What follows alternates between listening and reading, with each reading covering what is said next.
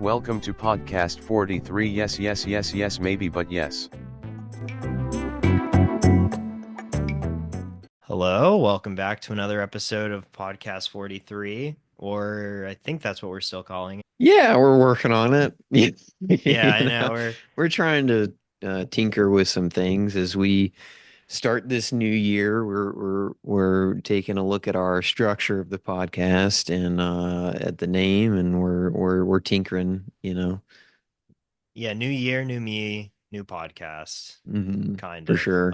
Same guys, the Same, yeah, same old same boys. guys, except for our glaring omission of our Yeah. lack of our jolly bearded friend, Mhm. Cody Workman, who unfortunately is he's safe from the Yes. wildfires. We just want to get that out there, just everything's good on that front, but obviously very very sad set of Mhm. circumstances for everybody. For But sure. he's just very very busy right now, but we will be doing a best of 2024 list coming soon with Mhm. him as well. I think he's probably watched the most 2024 releases of the three of us. I think I can say that without even checking. Yeah, no, 110%. I I mean we'll get to it on that podcast. I have not been as strong as I had hoped I'd be, but hopefully I can get a few more of my blind spots in before we do that episode. But very much looking forward to that episode. Always a fun episode when we've Yeah. done it in the past, and Cody has always been our lighthouse, leading us into the following year by. It's very surprising how my Decembers always are because I'm always trying to see as Hmm. much 2024 stuff as possible, and I kind of put blinders on and just ignore all the older movies that I want to watch, and I just Yeah. try to focus on the recent stuff, and that's what makes And it fun and can also kind of make it a little frustrating. Sometimes you're like forcing yourself to watch a movie because people are talking yeah. about it.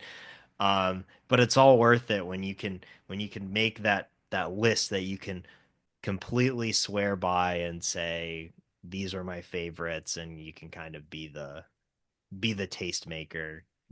See, I don't know. I'm not feeling as confident this year in my list, but I'm trying to have fun with it no matter. I mean, but also January with the release schedule of January, you don't have to pay. I mean, me and Chris are paying a lot of attention because of how we're operating the podcast now. And well, I mean, January is always a special time for me and Chris, but you don't have to stick to your guns by seeing everything in January. You can kind of, you know, No, watch yeah. around and get the movies from December that you didn't get to see or from the prior year. So, Yeah, that's kind of like how it feels when you're looking at some of the January releases, which me and Fulton, like Fulton said, it's a very special month for us because you do get those movies that the studios don't have any confidence in, and a lot of times are very schlocky or kind of mhm. like, I don't know if you remember this one, Fulton, but you remember that movie that came out in, I think it was 2017 maybe, called Monster Trucks? I do, Yeah, yes. that was Luke, is his name Luke's? I do not remember his name. A Disney star, though, a Disney Child star, I want to say. But yes, yeah, monster trucks. that's a great January example film where it's like a movie that has a really kind of ridiculous concept that's played in a kind of straight way where it's like, what if you had a car that was also, what if you had a monster truck that was also had a monster inside of it that controlled it? Mhm. um Lucas or Till. Sorry. what? Lucas Till. I don't know why I Lucas got caught. I Till. was like, I know him, but but yeah. Well, Well, famously, I think was Plane a January release. Plane was a January Yeah. release. That was another good one. Another good Gerard Butler film Hmm. from 2023. The Beekeeper, how could we forget? The A Beekeeper. January Yeah. 2024 release. Started it off right. I I think I was more, unfortunately, it's a shame we weren't doing it back then because like I have a lot to say about The Beekeeper. I Mm. really do appreciate that movie. I don't know if you were as high on it as me, but This is I a good think time. yeah, it's fun. Like and it's like politically, Wild. it's a wild movie. There's just a lot the Hunter Biden angle that it's not even an angle. It's like just Plot. completely like staring the audience right down. Like this person is supposed to be Hunter Biden. Mhm. But it's good that we bring up Beekeeper because I think in a way we'll come back around to it and talk about David Ayer in some light when we get to our recent release. But Yeah. I guess to explain our new structure, we're trying to pay attention to the present, to Hollywood's present as much as Hollywood's past. So we thought how, what better way to do that than to pick a new release and try to pair it with an older release, and then just kind of compare and contrare, I'm sorry, compare and contrast these two particular films that we've chosen, um, to kind of highlight, then and now. And but it's very flexible. Chris, if you kind of want to talk on the flexibility of the concept before we dive right in. Yeah, so I think double features are always really fun because you can go at them in very different ways. So I think a good example of like how you could do something like a double feature with a new and old movie and how you pair them together is you can do them based on thematic things or based on the star or based on the director. So you have a lot of flexibility, and I think that is what makes it kind of great because if you wanted to do Den of Thieves 2, like we're doing Den of Thieves 2 Pantera today. Pantera. Pant and I we had to pick like another we thought, oh, we could just do heist movies, but if we wanted to go in a completely different way, we could have also picked Gerard Butler movies that, Mhm. we wanted to talk about, or O'Shea Jackson Jr. movies, and so Mhm. on and so forth. And next week we're doing the Wolfman, the new Wolfman movie with the Blumhouse one with Mhm. Julia Garner and uh, Christopher Abbott. Christopher Abbott. Thank you. Um, Christopher Rabbit. because Christopher Rabbit, and so like we could have either done like a straight up like, oh, let's watch the Lon Chaney Jr. Wolfman, or let's watch a different werewolf movie, or like let's see like another, or you could even do a body horror movie that isn't werewolf related. Like you could Mhm. watch The Fly and say that that's a double feature. So I think that it's a really fun way to stay current. I think that a lot of people want to talk about new movie or want to hear people talk about new movies because it is what's happening now and is kind of Mhm. right in their face. And it also gives us a way to talk about some older cinema and allows us to kind of get both of those things out because I think it's really important to stay current. Um, Even if it's hard sometimes Yeah. when you're looking at some of the trailers for movies that are coming out, it can be like, oh, but Mhm. I think also it's what people want to hear, And we do it. and we I do it. mean, Yeah, we go to the theater like every week. yeah, So this is the best of, I think, the both worlds that we could kind of concoct and you know. yeah. So, but without further ado, or if there's anything else you want to add, Chris. Okay, one more thing I want to add is like we're gonna do one new release a week. So the week that the new release comes out, we'll watch it then and we'll Mhm. talk about it.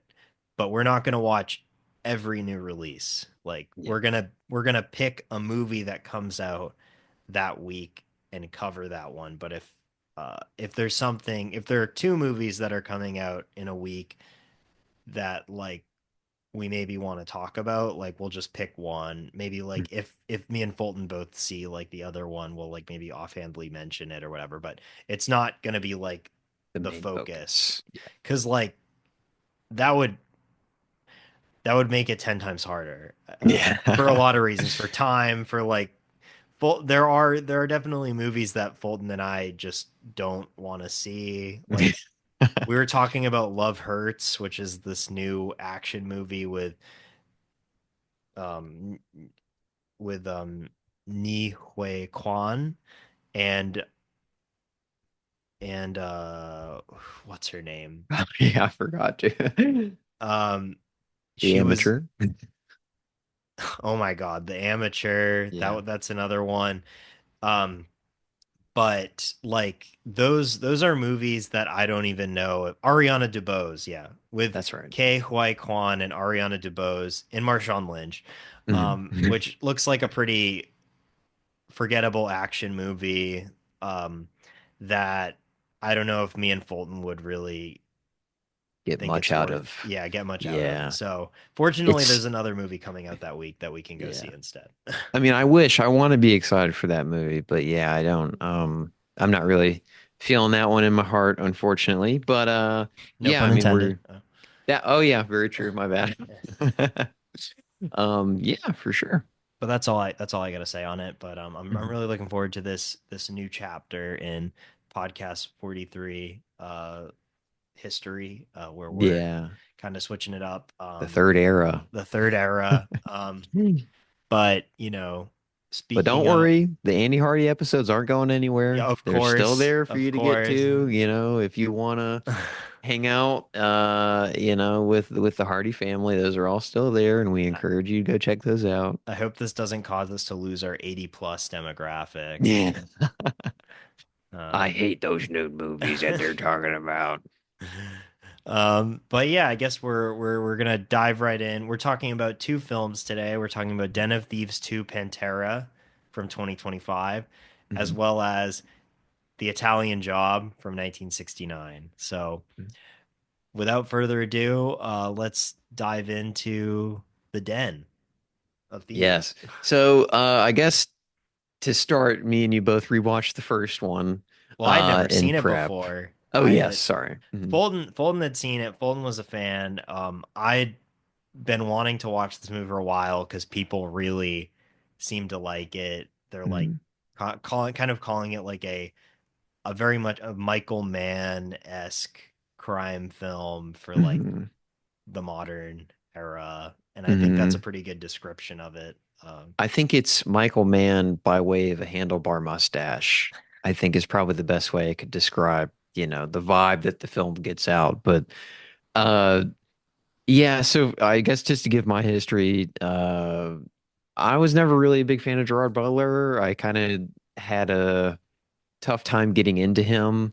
And it's very funny because he looks like Russell Crowe, and I had the same exact uh difficulty approaching him, but as time has gone on and I've watched more of them, and especially their late period for both of them, I've just really like Russell Crowe is killing it for me. Like The Exorcist or The Pope's Exorcist. I think there's another exorcism movie that he's in that I really wanted to see. It just didn't come near me. Um, so yeah, no, I'm all for both of them now.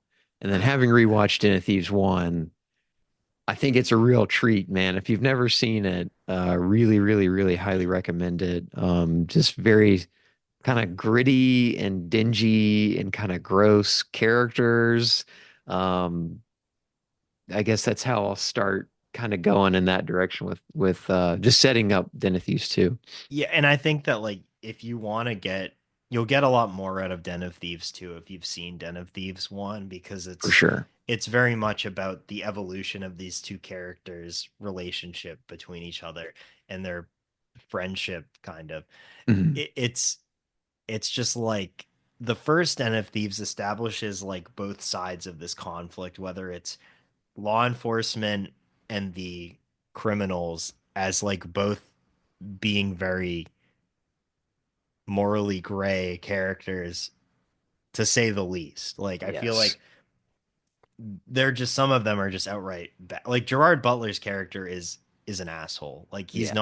He's a he's bad not person. yeah, like he cheats on his wife and then like, just gaslights her about it and Mhm. then like, she divorces him because he accidentally sends like a drunk text that's supposed to go to the person that he's cheating on, but accidentally goes to her, and The so text he's is great though. It's yeah like, oh yeah. my God, you're so hot. Oh, And he gets home at like 6 a.m. and like she's like, "Where were you?" And then she just takes the kids from him. So like he's like battling this divorce while also trying to like get these criminals and like prove to the FBI. That's like a big thing in the film is like him butting heads with the FBI because like there's this agent that's kind of like doesn't really like him and he doesn't like him. And I thought it was kind of funny that they show like how much he doesn't like him because like the guy's like um he's like a vegan or something yeah. and it's just a very like I'm a tough guy and vegans are weak kind of like Yeah. dichotomy, which plays really well into his character as like this kind Yeah. of like greasy like man's man.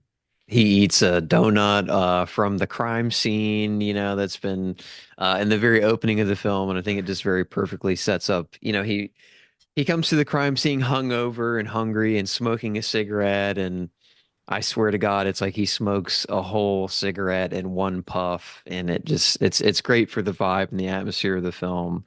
And then there's a scene just to build O'Shea Jackson Jr. His character and his dynamic to Gerard Butler's character. Um, Gerard Butler and his crew of the are they LASD? LASD, I think is the name of Yeah, yeah. their group. Um, they kidnap O'Shea, and then he sits him down, and of course Gerard Butler's in a black tank top, and he's like, "Listen, kid, we're the bad guys. You think you're the bad guys? No, no, no, no, no. We're the bad guys." And then he has like you know, so just to build their kind of tension, but to I guess to quickly move through Den of Thieves 1, it is a Michael Mann type slick action heist film that has a big twist reveal at the end of it, and then it kind of shows what the real heist was, or how he outsmarted everyone else. So I agree with the comparisons to like Ocean's 11 and stuff like that, where the big twist shows like, oh, this is how it actually went down. I texted Fulton when I watched the first Den of Thieves after I finished. I said, this is the closest we're ever going to get to a GTA movie, and For sure. nobody should even try because it feels very much like one of those GTA 5 heists that you Mhm. play in GTA Online. Like all the characters, like I said, are kind of bad people. Like they're all kind of like very and all the dialogue is very like profanity lit in. Like everybody's like, Yeah, you very know, vulgar. yeah, very yeah, very very much vulgar. And it's like, yeah, it's like I Gerard Butler's character is like a police officer and he's like I'm going to kill you because it's easier that way than like, I'm going to torture like he does not care about police protocol or these people's like civil rights at all. And obviously that's not how I want my police officers to be in real life, Mhm. but For uh, sure. it's a movie, and Yeah. and and it's very entertaining to see this piece of shit guy Mhm.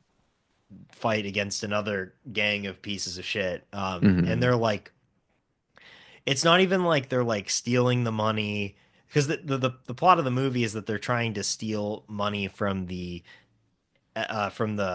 Federal Federal Bank. Reserve, Yeah. yeah, in Los Angeles, and they're gonna like have this giant like plot where they're gonna steal the money where it's supposed to get like it's like old bills that are supposed to get shredded and replaced with new bills. And what they're going to do is like they're going to take the old bills, which I think amounts to about $30 million, and they're just going to take it, and there's going to be the serial numbers on the money is going to be like completely erased, so it's going to be like untraced money that they can just take for themselves through this like really elaborate scheme.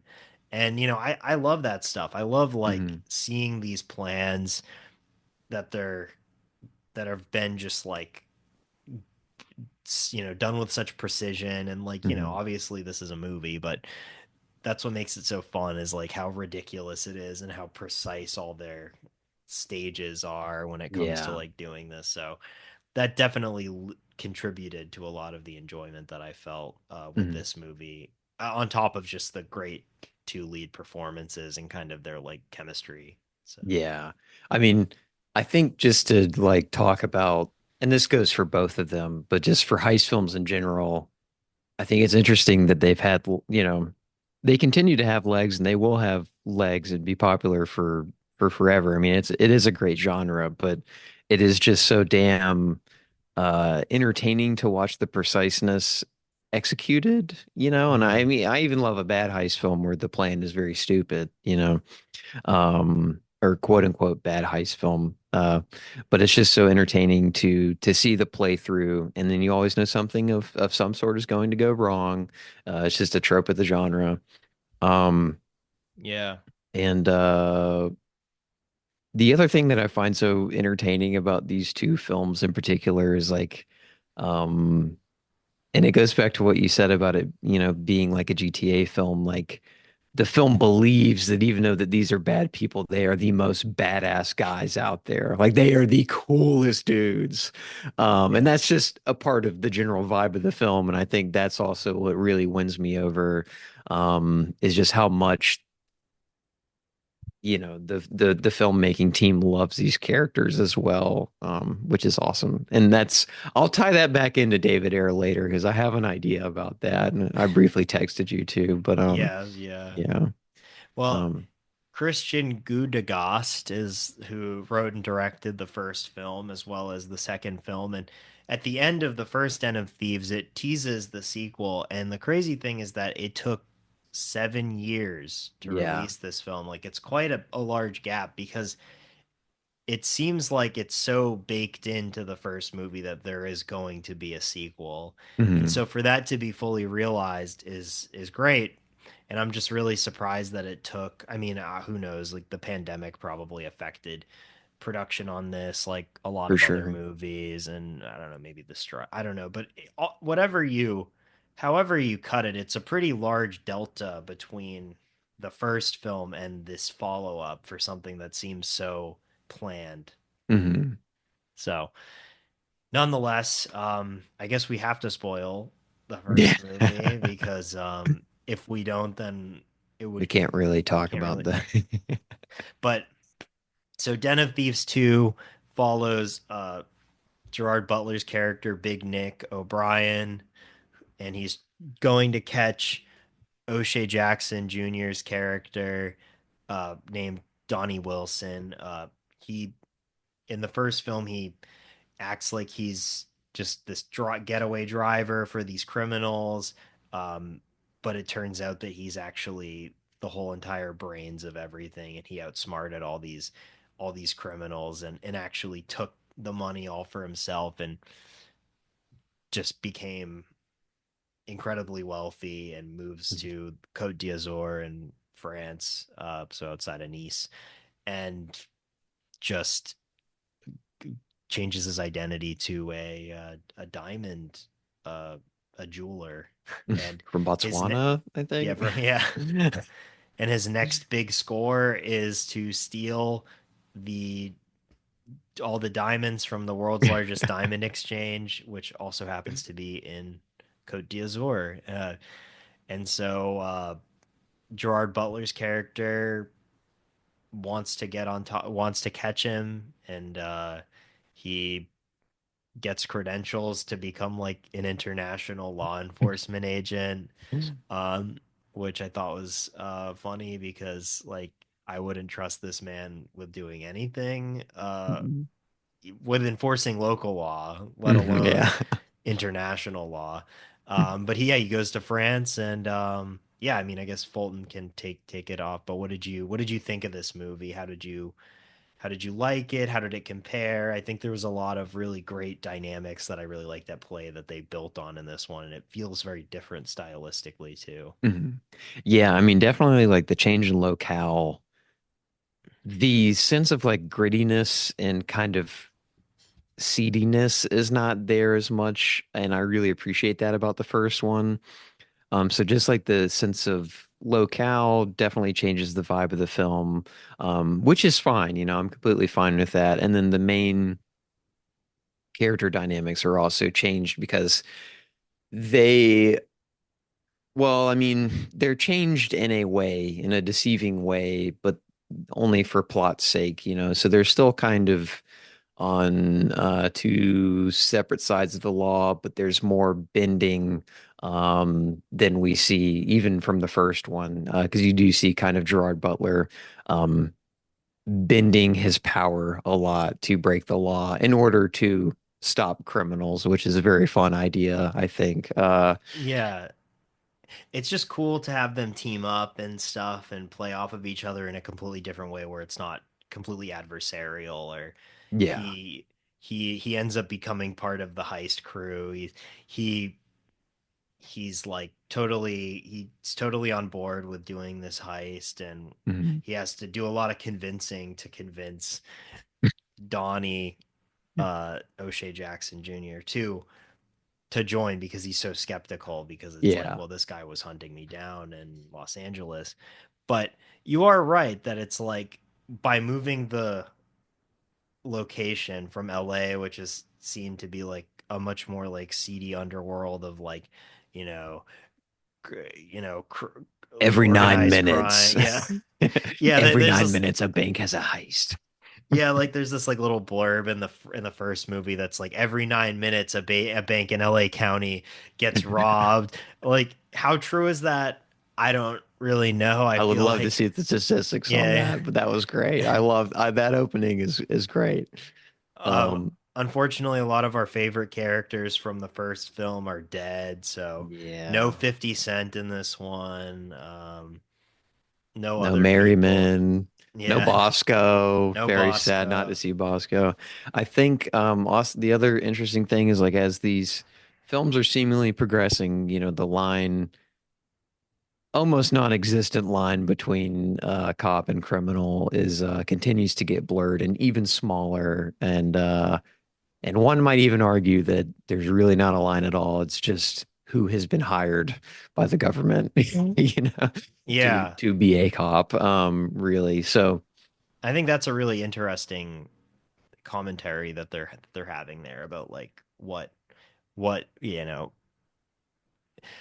the moral justness of law enforcement and how a lot of times there really isn't any moral just like a lot of the people that are hired for law enforcement are not very morally good people that you wouldn't say are like should have that large responsibility to that badge. yeah, that badge of honor as they say.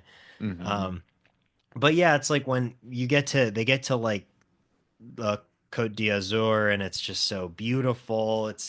I mean, it's a It's a great, lot more sleek, yeah, compared to the first one. You can definitely tell that they're either utilizing their budget in a more efficient way and getting more out of it, or I mean, I would assume they've gotten a bigger budget because I want to say the first Den of Thieves was a very big home release hit. I don't remember it being a big, I could totally be wrong. I don't remember it being a big hit yeah. theatrically. Oh my Um, God, yeah. but I could be wrong. I don't remember. Like it's well, no, actually, Fulton, it had a $30 million budget and it grossed 80.5 million at the box office Mm, as a January 19th release in 2018. it's not terrible. Yeah, I mean that's definitely a profitable movie. Mm, God, 41% on Rotten Tomatoes. they don't God, know. they don't know. They Yeah. don't know.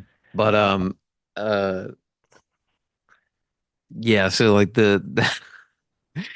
what we get in this is a lot more male bonding, which is very fun to see between O'Shea and Gerard, and I think they do have pretty great chemistry. The nightclub sequence is probably one of my favorite sequences, and probably will be of 2025. Hopefully, when we do the best of the year, I can say, well, this one scene is really great. yeah.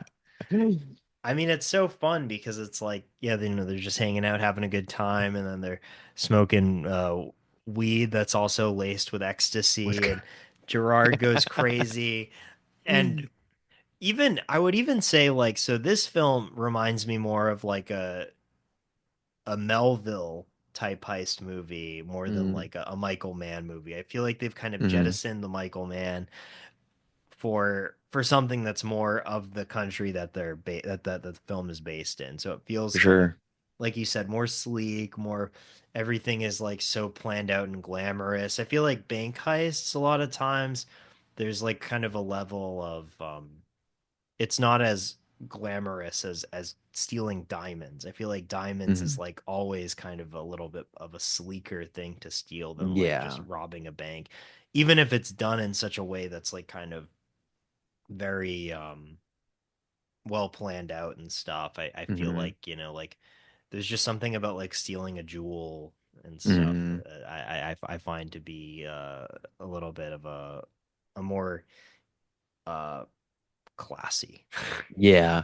I mean, even just to compare and contrast this to the first one, like if you look at the action scenes in the first one, they're all like in the street in the middle of the day, the sun's beating down, like glass is popping, like bullets are firing everywhere. Like the first one has a very hot and like gritty nature to it, to whereas this one, like it's all at night, it's super coordinated, it's very quiet. Like they're hiding and moving in like 10-second intervals. Like it's a lot more constrained, and I think that's great. It's a very fun sequel because you're They still getting that like that efficiency and the entertainment of seeing plans executed, but in a very different manner. Yeah, and it's like also you have the like whole way that they have that shootout in the first Den of Thieves, and it's like in like bumper to bumper LA traffic. They're just like having a firefight between like Hmm. the cops and these criminals that just robbed the bank. And it's like Yeah, just yeah, like you said, out in the open, just completely crazy. We're here, it's like everything happens a little bit. It's everything's a little quiet. everything's like quiet. Yeah. There's no like giant gunfights really. Yeah. So um I guess except in the very third act, but even that feels very sleek, feels more yeah. akin to like a James Bond. Like I'm thinking of like the opening of Casino Royale. Is that where that, or is that Quantum of Solace? I Mm, forget. There's no, a twisty turvy kind of uh no, because Quantum of Solace is the one where it's like basically like starts back up where Casino Royale left off, right? Aren't they in like that's Venice or right. I think something? it's Yeah, because yeah, there's one, but you guys get what we mean by yeah, saying yeah, James Bond. Yeah, my bad. yeah. There is like a specific one where they're like it's a mountain like alpine race, and they're trying to fight shoot each other and everything. But for sure, yeah. I think. Do you want to? Sorry. Should we just like completely go into like spoilers? I feel like this was already pretty spoiler ridden, but I just wanted Yeah. there was something that I wanted to bring up about the Mm, end of the film that I thought. I mean, I need to spoil the movie in order to bring it up, though. for sure. I think we're good. Here, we'll Um, do a yeah, you're good. yeah. But so all I wanted to say was when it so as Big Nick is able to get deeper and deeper insulated in this criminal underworld and is assisting with The the heist and Panthers. the Panther the was it the Balkan crime gang The Panthers versus the Tigers. yeah that's right. And he's also like really like the leader of the Panthers is like this like woman that I think she speaks Serbian. I think Mhm. she's either Serbian or she's Bosnian or but he's like also like because she's like an attractive woman. He's like there's like kind of like this like tension between him and Yeah, her and stuff. And then there's like this whole flare up with her boyfriend and stuff. But which is so I'm funny. I'm getting I'm getting I'm getting ahead of myself. Mhm. I guess I just want to say that as he you are you kind of do believe though for a while that like, oh, maybe he is like just a criminal. Like maybe he's just becoming a criminal. Like Mhm. I found it very hard to think to myself like, oh, he's is he still doing this all undercover? Like I feel like there's a lot of like will he or won't he kind of thing. Mhm. Has he like really left law enforcement behind? And then at the end, when there's the big rug pull reveal, when they get all the jewels, and then like he calls in to the police in the French government and stuff, and they arrest them, and they're hauling everyone away, and he like reveals to them like, "Oh, I'm actually working for law enforcement. I'm not one of you guys, and I Mhm. caught you." And O'Shea is very devastated by this because they had I a mean, real your heart broke, friendship. right? Yeah, In the yeah. theater, your heart breaks. My heart was shattered. The pieces were on the Yeah. floor. Um That was the most emotional I've ever seen Butler act. I'll be honest. In that scene, like his face is so rugged, like he just looks broke. He looks like a broken man, which is great misdirection, oh but yeah. And it's like you cut to he's in prison now, O'Shea. mm, And then they're like, you have a visitor, and it's Gerard, and they meet, and it's like to me, like I was like, oh my God, are they gonna do like a pickpocket ending? Like I was like, mhm. that would have been so funny if they like, because at first I thought that there was like glass that was separating them at the table, but it's actually like they're just looking across from each other. But Mhm. like if he like put his hand up to the glass and like Gerard put his hand up to the glass, that would have a tear would have went down my cheek. Yeah, that would have been beautiful. But But arguably, we get an even better ending. But we'll get to that. We'll get to yeah, that. but it's just like there's just like it's like just so funny because it's like you can tell that they still like have this strong affinity for each other. Like even if it's like Batman and Catwoman. It's like this Mm. kind of like, oh, it's it's so forbidden for me to like really like somebody that's like a criminal and I'm supposed to Mhm. fight this. And I just think that that's like really beautiful because I think that Mhm. this film is at the end of the day it's about friendship. It's about male friendship, friendship between guys. Like where we you could be a criminal. I could put you behind bars. I could But say God mean damn stuff it. to your face, but God damn it, if you aren't a good pal of mine. It is beautiful. And then it ends with I'm assuming Butler helped him escape. Because there's a little line at the end before Butler leaves. He tells O'Shea, he's like, sit in the back left. And then O'Shea gets transported and he's being moved to, I guess, a different prison. And the mafia saves him. They shut down the transport, take him out, and then the mafia boss, gets the guy who stole from him and is like, you know what, O'Shea, I want you to work for me. And then it's intercutting between O'Shea's reaction and Butler's reaction, and outro by M83 plays as the credits roll, and it is Yeah, beautiful. it is beautiful. It's a great way to bookend this.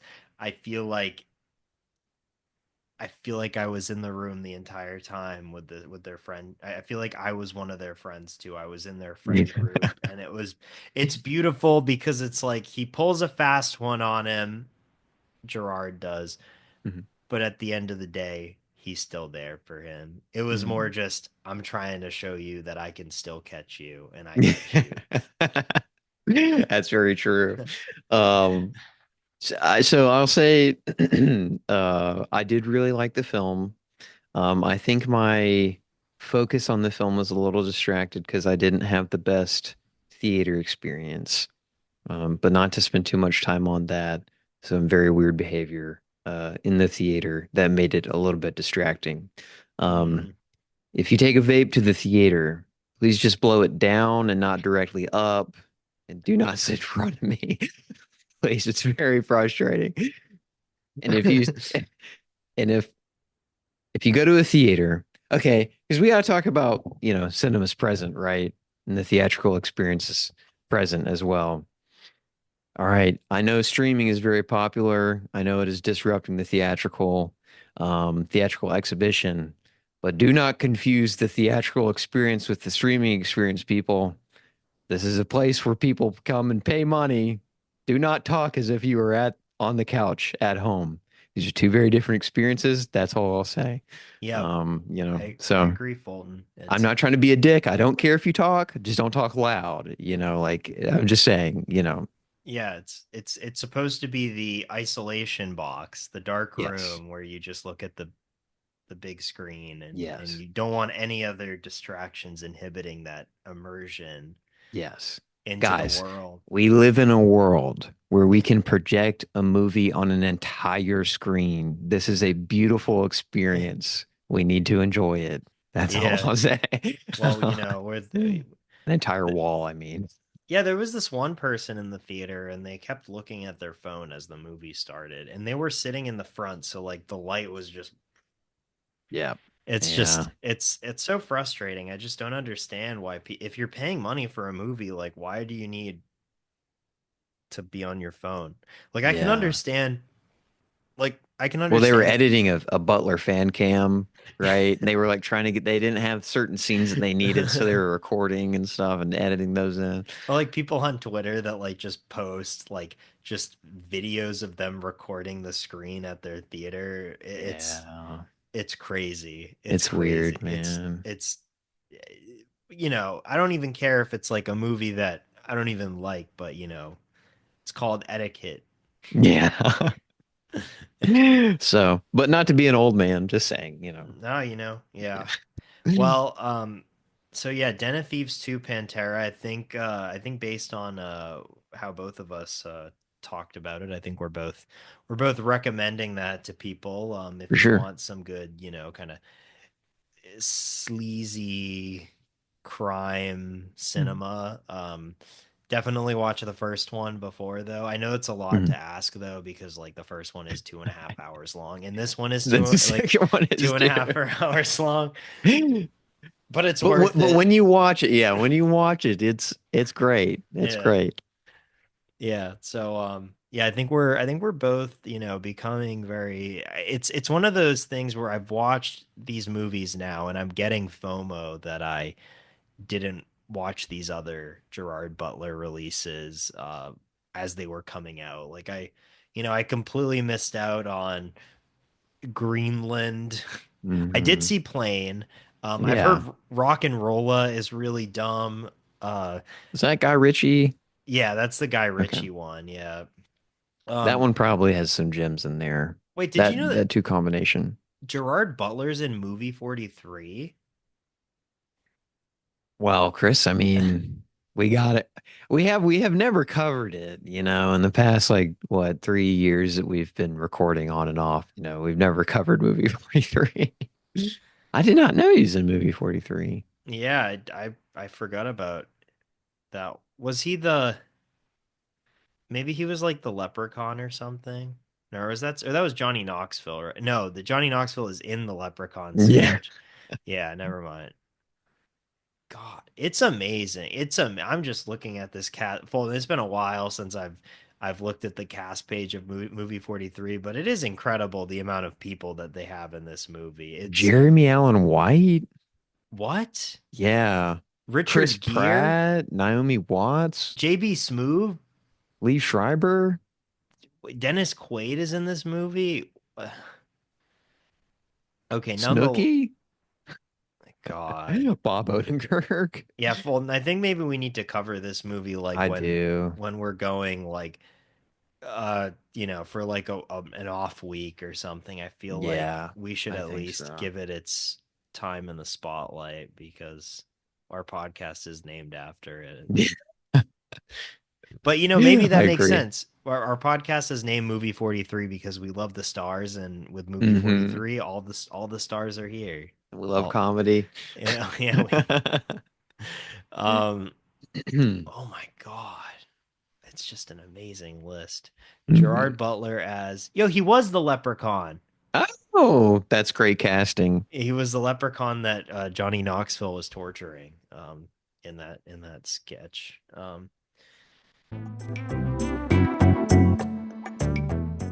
So I guess now we're pivoting to our old movie this week, which Hmm. was 1969's The Italian Job, directed by Peter Collinson, Hmm. which I which I picked because I thought it would be a fun movie that has kind of, it seemed a little lightly comedic, which I think matched the tone of Den of Thieves quite well, and it was another kind of elaborate heist movie, and it's a film that I've been meaning to get around to for a while because kind of maintained uh it's maintained kind of its significance in the Hmm. conversation, and it's 50 odd years, almost 60 years old, like 55 years old. But Yeah. It's, I mean, in a way, it kind of fits out. In a way, it kind of works nicely in conversation with Den of Thieves 2, because I feel like it's almost a midpoint between one and two, where it's like kind of gritty, but it's also kind of classy at the same time. Like we have these wild stunts that happen in the third act. I just want to say one thing, just because I think it's a little funny, but at least on Letterbox, the poster is Michael Caine sitting with a Tommy gun, and then there's a woman with the map painted on her back.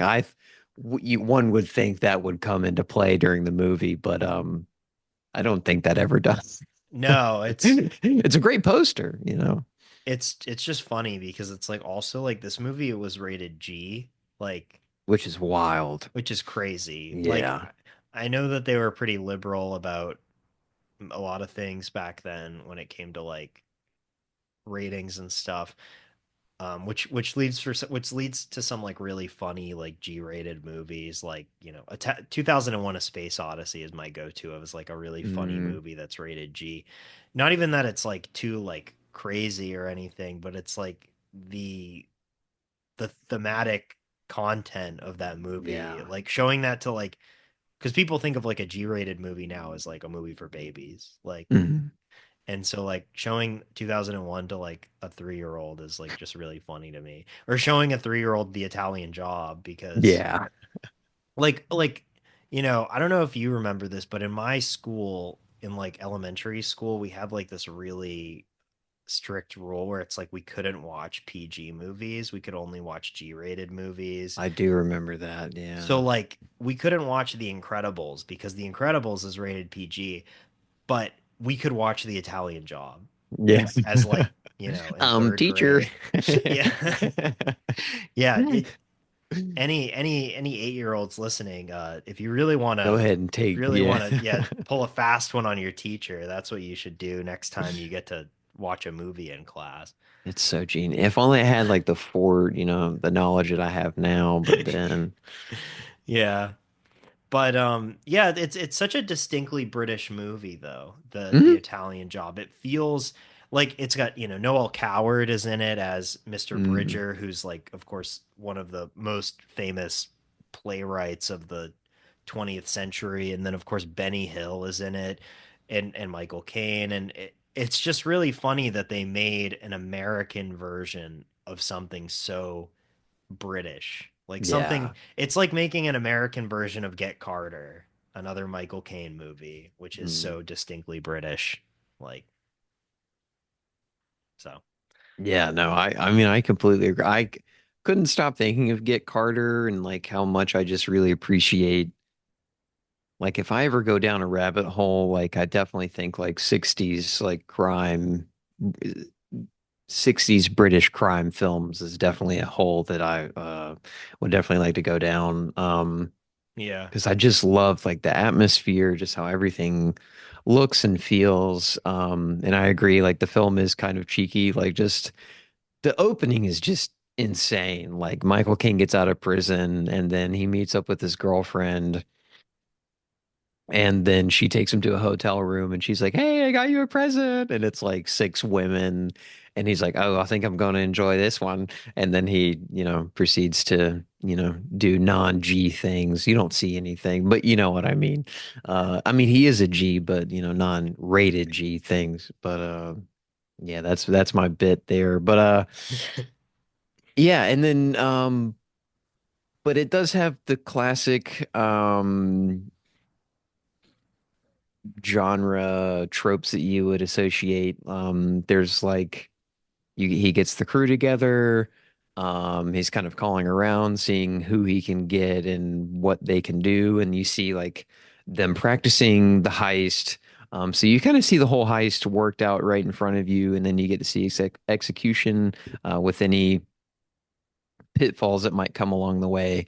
But it never loses its sense of like British dry humor, in a way, and especially because I think one of the famous things about this film is its kind of cliffhanger ending, which is just incredibly uh, on note for a British crime film, I feel like. So, Yeah, it reminded me very much of Wages of Fear and the ending of mm, that the Clouseau film, and how like it's like just when you think you're out of it, you do mhm. like the hardest thing ever, and then something comes up and kind of prevents a roadblock Yeah, to you being literally. free. Yeah, but I won't spoil Wages of Fear though, because that would be wrong.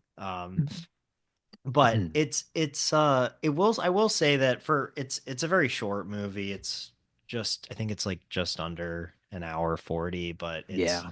I will say that it does have its share of lulls, and I think that like I was not entirely on board at some parts, but then when you get to the actual like heist being executed, it's like a bunch of fun. Like Mhm. it's like you have like these when they're driving their like the small like Mini Coopers that they're like using for the heist, and they're Yeah. like trying to outsmart the Italian police and stuff.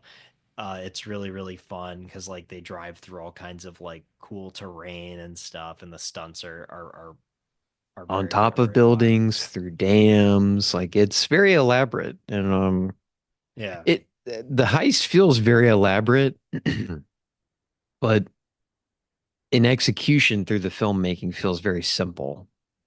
yeah, Like I can't I never really felt and this isn't like a knock against the film. For me, I appreciated the vibe and the atmosphere of the film. So I can understand for some people why it might not work. But I kind of didn't mind kind of a lack of tension, and just kind of seeing things play out. But I do find it very funny. So the film opens with the death of kind of one of the brains of the operation, I guess. I don't know his relation to Michael Caine's character exactly, but he dies and basically sends this film to Michael Caine, and Michael Caine watches it. And I think that the film is so funny because it's almost like a YouTuber vlog, but it's like back in the 60s. And he's like, well, behind me is where the plaza where you'll have to drive around and stop the cars and all that stuff. And I just find it very funny that conceptually how he did all that because the it's very foresight. like Yeah, calling attention to.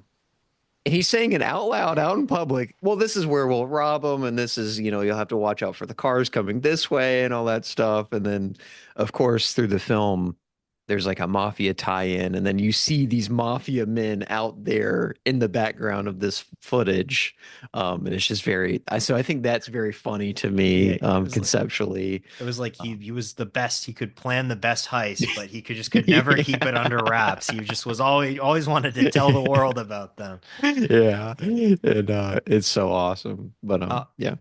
yeah, it's also kind of funny how thematically by the end I saw this heist, this the money that they stole from the Italians, as like kind of a patriotic act, or that was the way that they Oh were yeah. depicting it as, because everybody in the prison that Mr. Bridger, Noel Coward's character is at, like everybody is cheering when they Yeah. find out that they did them. And this is even like the guards, like everybody that works at the prison, they're all like totally on board with this celebration. And they even say earlier in the film he's trying, when Michael Caine's character is trying to pitch this job to everyone, when they're like, you better not steal from an English bank. Like, we can't afford that. We're on tough times and Yeah. stuff. And like the fact that it is an Italian heist is like another thing that convinces a lot of people. And it's like kind of like, oh, we got one on the Italians. Like Yeah. we're the British, and we're they even use Mini Coopers for the heist. It feels very like patriotic to Yeah. me, the actual act of stealing money from the Italians. And I love the little setup too, where they're like, so basically they want to use the traffic system in Italy against the Fiat company. But so the way they have it set up is there are cameras all around, and there's like this control center where they're monitoring all the cameras to see like the flow of traffic, and to make adjustments accordingly. And I love that a part of it is that they just record footage of traffic and they Yeah. take out the pre-recorded tape and put that in, and then that's it. That's all they needed the big tech guy for. Well, they had to make like an EMP-esque, I don't know what it would be called back then, but just to shut down a camera to jumble up its like signal. So I Right. love that. I love that whole sequence and getting that guy and Like in Den um of Thieves when they have to use the EMP to shut down the cameras as well. That's always a great like heist movie trope of we yeah. gotta scramble the security cameras Yeah. in one, quick blast. Ugh. Yeah, it's just also another thing is like the cars that they're using are like the colors of the Union Jack, red, white, and blue. Oh, Like, okay, nice. Yeah. so they're like, yeah, they're like, no green cars, Yeah. No Italian flag colors. Um, yeah, but I think like you've seen the remake a long time ago, A long right? time ago, yeah. I don't remember it. Definitely the feeling of patriotism is British patriotism is not there. Um, I really don't remember like the Mini Cooper stuff at the end. I remember them driving it, but I don't remember them doing any of the elaborate stunts that they do. But it honestly makes I really want to rewatch it, just to see how they kind of adapt it. Yeah, I would like to see it because that was a really big movie when it came out in 2003. Surprisingly, Yeah. like everyone was talking about the Italian Job remake. There was like an Hmm. Italian Job like video game I remember for like the PS2 that I think Yep. did like decently. Uh Which is so but weird. I mean, you wouldn't think tie-in gang material for that film, like it's so I agree. yeah, it's but yeah, maybe it's for another day. I think I'll be waiting a little bit before the watching this the new Mhm. one. I just wish that they had like an American equivalent to like Benny Hill in the Italian Job remake. Like I feel like it would have been really funny if like they had like Johnny Carson. I don't even know if Johnny Carson was alive back then, but some or like David Letterman or something playing Yeah. the character that Benny Hill plays as like kind of the genius, one of the geniuses of the operation. Because like Mhm. I think that that would have been fun, but yeah, guess I'm not the one writing the movies. Yeah. I remember Edward Norton is in it, but I can't I think he's the tech guy. I think he's kind of the Benny Hill, but I could be wrong. So I can't remember specifically about that one. Well, just wait until we do our when we do Flight Risk and we do our Mark Wahlberg double feature and we cover the Yeah. Italian Job 2003. It's right there for us. It's right there. Oh wait, Maz Def is in it. Oh my God. Oh, really? Oh, Yeah, yeah, wow. yeah. Yeah, that's quite the cast. It's very late now, but I have the sound bite I was going to use. Okay. Hey, so we're excited to share the final trailer for Den of Thieves 2 Pantera. We wanted to show you guys a side of the film we haven't seen quite yet. So get your tickets now, and we will see you on January 10th. Yeah, I meant to use that for. It's actually not the sound bite I told you about. Yeah. They brought back the trailer guy, and he's like, Den of Thieves 2, Pantera, rated R. And I wanted to get that, but dude, I looked like this morning I could not find that goddamn trailer anywhere. So, but Dang. it's okay. Mandela effect. Yeah, I know. For real. Yeah, I think that I haven't seen any of the real press junkets that they're doing, but I saw that Gerard and O'Shea were on the Breakfast Club, so I gotta watch that interview. I know 50 Cent did Good Morning America, I think. Oh, cause he, O'Shea, Butler, and 50, because he produced it. yeah, that's right. Yeah, he still has a Yeah. producer's credit, so Oh, there is a sorry, I know we're kind of backtracking a little bit on Den of Thieves 2, but there is a producer. Um, where is he? Alan Siegel, not related to Don Siegel. I've looked into uh it. I got very excited. uh, Not related to Don Siegel for Den of Thieves 2 Pantera fans. So yeah. uh the Don Siegel heads were Yeah. salivating They for were really that. waiting. But that's okay. I bet, they just need to put in parentheses in every single credit Alan Siegel, then parentheses, no relation. Not. uh, but yeah, I think that's all I really got to say. I really Mhm. enjoy this new format, and I think it's going to be a lot of fun. It's exciting to like take are already staying current in the current year of film releases and kind of putting it to the use in the podcast and all that. It will definitely encourage me to listen to more press junkets and stuff. Yeah, same here. I would love if O'Shea and Gerard went on like Mark Maron or something. Mm. No Joe Rogan. No, yeah, John. I don't know I about feel like that. Butler and Rogan would hit it off really well, but I don't know. I don't know. But Ugh. yes, for sure. Marin would that would be a better pick. I would very much like that compared to you know.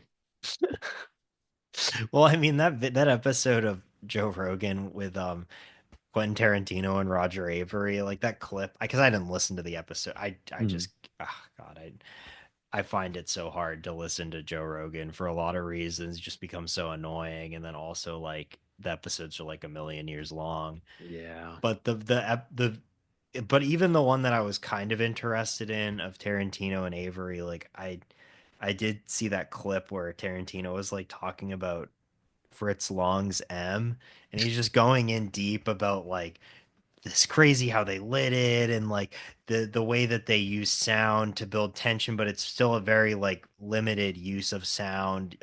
As Fritz Lang's first sound film, like he wanted to use it sparingly, and then just Yeah, Joe brother. Rogan, Yeah, just Joe, brother.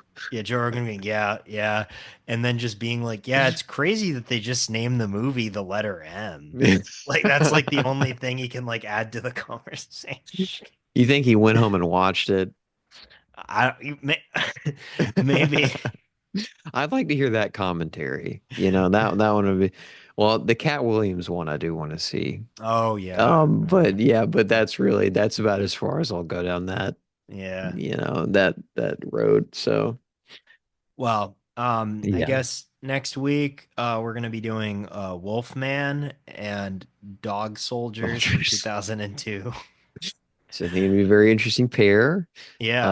I also agree. I'm a big fan of the new concept. And look forward to what the year has in store for us. I hope everyone is safe out there with all the Yeah. craziness going on. LA Um, listeners, yeah, just stay safe from the fires. I really hope that none of your homes were destroyed in the devastation. I know it's still going on, so mm, just hope that they get it under control soon, or it rains, or yeah, something, just something something happens. happens. So But yeah, All right. Well, until next time, stay wavy. Stay safe.